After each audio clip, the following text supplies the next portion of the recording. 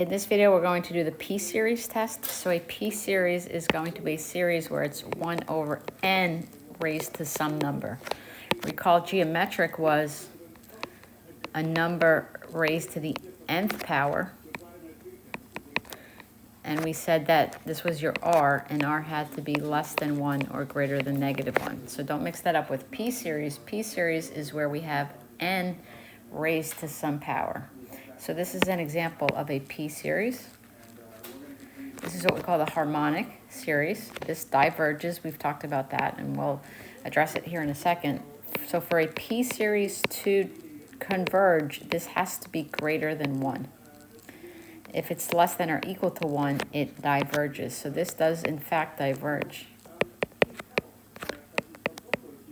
So p equals 1, so this diverges.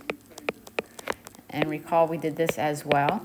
We did it using the integral test, but we wouldn't do that. We would use a p-series for this. We would say p is equal to 2, so this converges.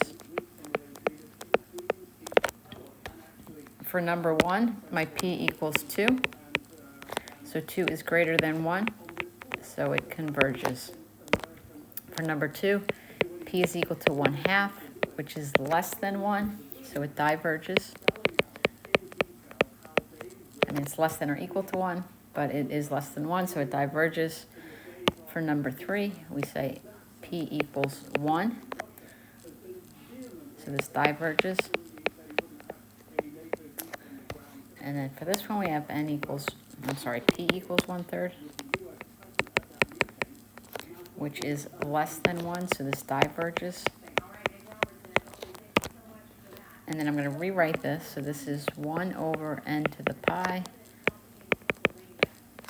P equals pi, which is greater than 1, so this converges.